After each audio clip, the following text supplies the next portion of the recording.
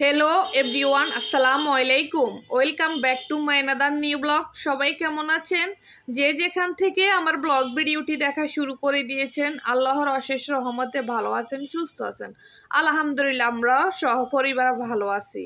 Maria lifestyle and cooking channel আপনাদের সবাইকে আরও একবার স্বাগতম। আজকে আমি নতুন একটি ব্লগ নিয়ে এসেছি আপনাদের মাঝে, আশা করি দেখে ভালো লাগবে। যদি ভালো লেগে থাকে তাহলে প্রথম থেকে শেষ পর্যন্ত দেখবেন। তো এখানে গতকালকের করা আমার এই ভিডিওটা। গতকাল সকালে আমার মা নিচ থেকে কিছু বাজার নিয়ে এসেছে দক্ষিণ নীলক্ষেতের গেটে। আমাদের উত্তর নীলক্ষেতের গেট, দক্ষিণ নীলক্ষেতের গেট অনেক বাজার বসে সকালবেলা, মাছ তরকারি।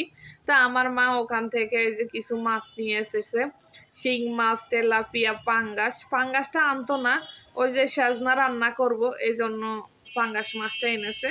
তো এখানে মাছগুলো শিং মাছ ছাড়া বাকি দুই পদের মাছ আমার মা কেটে নিয়ে এসেছে, কারণ আমরা মাছ কাটতে অনেক কষ্ট হয়ে যায়, আমার মা পারে না আগের মতো মাছ কাটতে।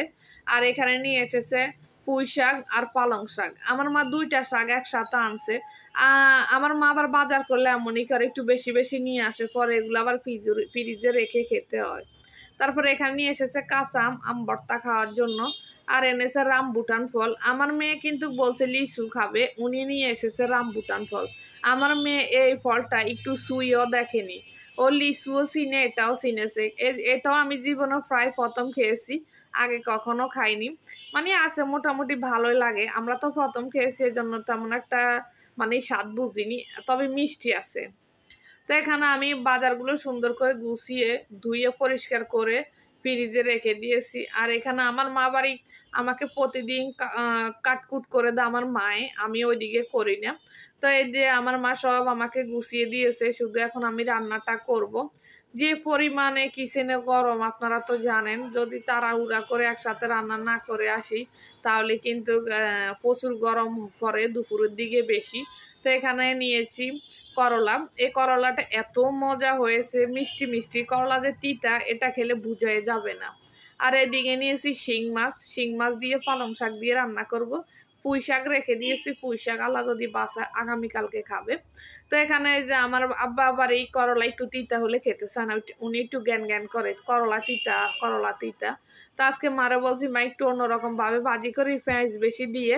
আগেও পেঁয়াজ বেশি দিতাম কিন্তু আমার আব্বা পছন্দ করতো না, কিন্তু এই করলা ভাজিটা অনেক পছন্দ করছে। এই যে আলু আলু বেশি করে আমাদের বাসায় দেওয়া লাগে করলা ভাজিতে, নইলে আয়রার বাবা আমার ভাইয়েরা কেউ খায় না। তো এখানে যে আলু বেশি করে দিয়ে করলা 1/2 কেজি আলু পায়, 1/2 কেজির চেয়েও বেশি, তারপর 250 গ্রামের উপরে আপনার কাঁচা পেঁয়াজ। তাই এখানে আমার মাছগুলো ভাজা হয়ে গেছে, মাছগুলোকে আমি তুলে যে শাকটা রান্না বসিয়ে দিয়েছি বেশি করে টমেটো কাঁচামরিচ দিয়ে। আজকে আমি রান্না করেছি শাক দিয়ে, মাছ দিই, তারপরে হচ্ছে করলা ভাজি, সজনা দিয়ে, মাছের মাথা দিয়ে, পাতলা ডাল। আমি যদি আমার বাসা 50 পদের তরকারিও রান্না করি, ওই ডাল রান্না করতে হবেই, কারণ আমাদের বাসায় আমার আব্বা আবার ডাল চা চলতেই পারে না। এই জন্য একটু রান্না বেশি আইটেম হলে বেশি দেরি হয়ে যায় না রান্না করতে। তো এখানে এই যে করলাগুলো আমরা মামে আজকে দুইজনে রান্না করছি, কারণ আমি একা 2-3 পদের তরকারি একসাথে রান্না করলে দেরি হয়ে যাবে, তো দুইজনে দুই চুলা দিয়ে দিয়েছি, এজন্য তাড়াতাড়ি হয়ে গেছে। তো এই তো করলাটা এত মজা হয়েছে, মিষ্টি মিষ্টি লেগেছে, তিতা তো দূরের কথা, পুরো মিষ্টি লেগেছে। তো আমরা যে আগে ওই দিন কারণ বাজার থেকে মাছের বাজার করতাম, এখন আর এই 2 মাস করতে পারি না, কারণ আমাদের বাসার মানুষও কমে গেছে, আর ওইদিকে আয়রার বাবা বেশি সকালে দোকানে চলে যায়, এজন্য মানে বাজারটা করতে পারি না। আর এত মাছ একসাথে এনে কয় মাস ভরে খাবো, তো ওসব দিকে চিন্তা ভাবনা করে এখন আর কারণ বাজার যাই না। ওই যে আমার মা এখান থেকে দক্ষিণ নীলক্ষেত উত্তর নীলক্ষেতের গেটে যে লোকেরা বসে বাজার নিয়ে, ওনাদের কাছ থেকে প্রয়োজনীয় যেগুলো ওগুলো এনে 2-3 দিন খাই, আবার 2-3 দিন পরে পরে বাজার করে, এমনই করতে হয় এখন আমাদের। আপনি যদি আমার চ্যানেলে নতুন হয়ে থাকেন প্লিজ চ্যানেলটি সাবস্ক্রাইব করে বেল বাটনটি অন করে দিবেন। আমার ভিডিওর কোনো অংশ যদি আপনাদের ভালো লেগে থাকে তাহলে একটি লাইক দিতে পারেন, আর আপনারা যারা অলরেডি করে রেখেছেন এগুলো আপনাদের সবাইকে অসংখ্য ধন্যবাদ। তো এখানে যে আমার শাকটাও কষানো হয়ে যাচ্ছে, মাছটা দিয়ে শাকটা রান্না করব। শাক বেশি চুলার উপরে রাখবো না, শাক 2-3 বলক আসলে আমি নামিয়ে নিব। আর এখান দিয়ে আজকে করব আমার আর আমার মার খুব পছন্দের একটা তরকারি, সেজনা। আমাদের লক্ষ্মীপুরের এই সেজনা গাছটা আমরা কখনো দেখিনি ছোট থেকে, ঢাকা আসার পরে দেখেছি সেজনা। তো ঢাকা সবাই দেখি ডাল দিয়ে রান্না করে খায়, আমার মার আর আমাদের পছন্দ না ডালের সেজনা, একটু ভালো লাগে না আমাদের কাছে। কিন্তু সবার কাছ থেকে দেখেছি যে ডাল দিয়ে রান্না করে। আমরা করি সব সময় মাছের মাথা দিই বা পাঙ্গাস মাছ দিই, বেশি পাঙ্গাস মাছ দিয়ে করা পরে, কারণ পাঙ্গাস মাছ চর্বি মাছ, এটা দিয়ে বেশি মজা লাগে এই জন্য। এদিকে আমার শাকটা রান্না হয়ে গেছে, আমার মা ঢেলে নিচ্ছে, আর এদিকে আমি সেজনাটাও রান্না করতেছি। তো আমি সেজনা আরো 2 দিন খেয়েছি এবছর। আমার মামাতো ভাইয়ের বউ বলছে যে পপি আপা সেজনাটা কেমন দেখতে। তো আমি বলছি ভাবি একদিন আমি ভিডিও তো দিব, আপনি দেখলে দেখে নিতে পারেন। তাই জন্য আজকে সেজনা রান্নাটা বিশেষ করে ওই ভাবির জন্য ভিডিওতে নিয়েছি। যদি ভাবি আমার ভিডিও দেখে তাহলে জীবনে একবার হলো ওই সেজনাটা দেখবে, কারণ আমাদের লক্ষ্মীপুরে এই সেজনা গাছও নেই, সেজনাও নেই, আমাদের এলাকার কেউ চিনেও না।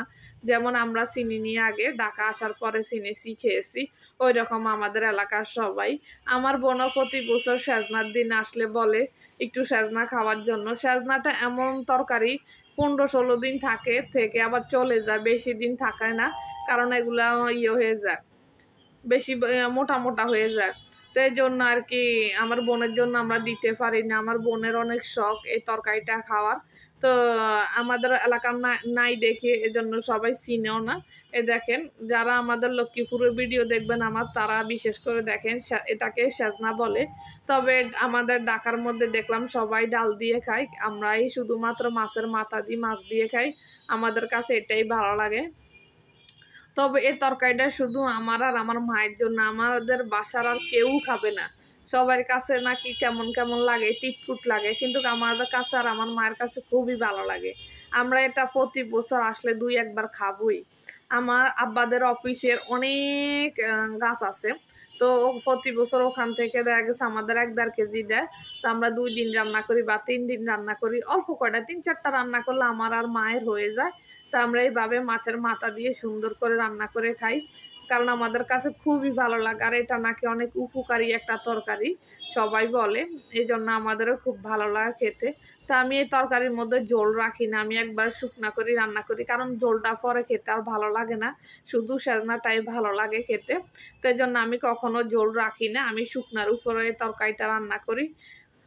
তা দুপুরে রান্না বান্না করে খাওয়া দাওয়া করে মেয়েকে নিয়ে গেলাম একটু মসিং হলের মাঠে। মসিং হলের মাঠটা আমরা আগে যে বাসা ছিলাম ওটা থেকে খুব কাছে ছিল। তো এই মাঠের মধ্যে আমাদের ভাই বোন 4 জনের মধ্যে 3 জনের স্মৃতি অনেক আছে। এটাতে অনেক খেলাধুলা করছি, অনেক আড্ডা দিয়েছি, অনেক গল্প করেছি। তো মাঝে মাঝে আমি আমার মেয়েকে নিয়ে যাই। এ প্রমাণ হল পাশে, এই যে প্রমাণ হলের ভিতরে এটা, আর এটা মসিং হলের মাঠ, এক নামে সবাই চিনে পুরো ঢাকাবাসী। মসিং হলের মাঠটা অনেক বড়, বিশাল। আমরা 3 ভাই বোনে এখানে ধরতে গেলে বড় হয়েছি ছোট থেকে, আমাদের অনেক স্মৃতি আছে এই মাঠের মধ্যে। তো সবাই এখানে খেলাধুলা করে, কেউ বাকি নেই, মার্কেট এলাকার বাচ্চা কাচ্চা সবাই। তো আজকে এ পর্যন্ত, সবাই ভালো থাকবেন, সুস্থ থাকবেন, আল্লাহ হাফেজ।